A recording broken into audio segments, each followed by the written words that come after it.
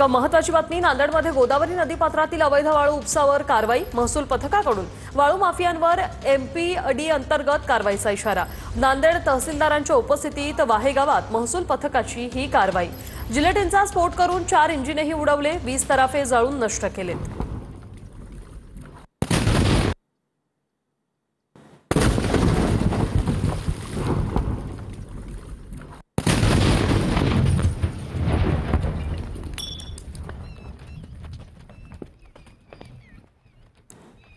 सरकारमधून बाहेर पडतो असं दादा रागात वर्षाच्या बैठकीत बोलले, असं अंबादास दानवेंनी म्हटले। सरकारमधून बाहेर पडून पाठिंबा देतो अशी दादांची भूमिका आहे, असा दानवेंचा दावा आहे। तर दानवे खोटं बोलतायत, मी स्वतः वर्षावर होतो असं बावनकुळेंनी म्हटले। बरोबर, कारण परवा शरद पवारांची प्रतिक्रिया दिली ती अतिशय बोलकी आहे। शरद पवार साहेबांनी की फडणवीसांनाच विचारा की पार्थला कसं वाचूच शकत नाही ना त्याच्यात। याच्या डायरेक्ट मुख्यमंत्री रोल केल्याशिवाय याच्यात पार्थ पवार वाचूच शकत नाही। जे झालं वर्षावर त्याच्या बोलायला मला वेळ मिळाला नाही। माझ्या माहितीप्रमाणे त्या दिवशी वर्षावर ज्या बैठका झाल्या, अजितदादांनी त्वेषानी रागानी सरकारमध्ये बाहेर पडून सरकारला पाठिंबा देतो इथपर्यंतची भूमिका घेतल्याचं आमच्या कानावर, माझ्या तरी कानावर आहे। हे मी नव्यानं बोलतोय, हे की जे कानावर आहे ते सांगतोय मी, खरं कुठं बाहेर येईल। आणि म्हणून अशा याच्या कारणामुळे अजितदादा आणि पार्थ पवारांना वाचवलं जातंय असं मला वाटतं। खोटारडेपणा आहे। मी होतो वर्षा बंगल्यावर, अंबादास दानवे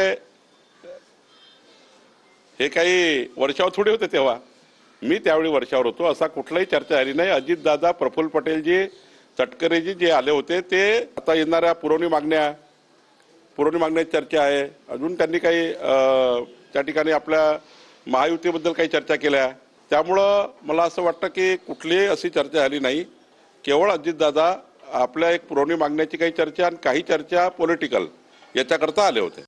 जसे सत्तेमध्ये राहिलेले भारतीय जनता पक्षाचा पहिला आघात उद्धव ठाकरेवर झाला, आता या तिघांच्या पक्षामध्ये पहिला आघात हा होऊ शकतं अजित पवारच्या राष्ट्रवादीवर होईल।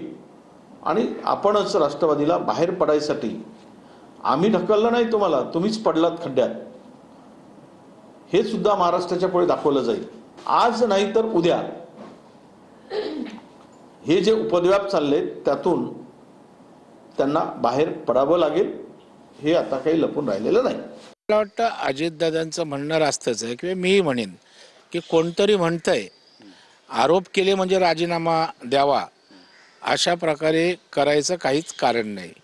आणि त्याच्यामुळं मला वाटतं आरोप झाले म्हणजे राजीनामा द्या, नाही तर आरोप सिद्ध व्हायला लागतात आणि त्यावेळेला मग तशा प्रकारची मागणी करता येईल। त्याच्यामुळं लगेच अजितदादांनी राजीनामा द्यायला पाहिजे अशा प्रकारची मागणी ही घाईची होते।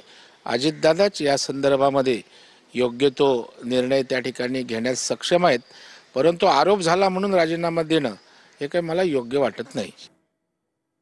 अजित पवारांनी धनंजय मुंडेंना पाठीशी घालू नये असं जरांगेंनी म्हटले। अजितदादांनी पांघरूण घालू नये असंही जरांगे म्हणाले। 2029ला वाईट करेन जरांगे यांचा अजित पवार धनंजय मुंडे यांना इशारा।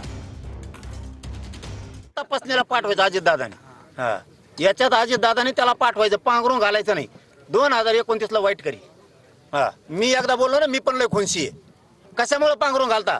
झालं की महादेव मुंडेच्या टायमाला, झालं की त्यांच्या टायमाला, संतोष भाईच्या टायमा सुद्धा तेच झालं, बार तेच। माझा घातपात ते करतोय आणि तुम्ही त्याला समजता। 2029ला पश्चाताप येईल, कारण तुम्ही 2000 आत्ता झालेली 24ची निवडणूक आठवा। तुमची किती तोंडाचं पाणी पळालं होतं, मी बोललो ना अजितदादा मीडियात, तुम्ही कसे पळत होतात आणि कोणाला पळीत होतात, किती इंडिकेटर लागत निवडून यायच्या टायमाला।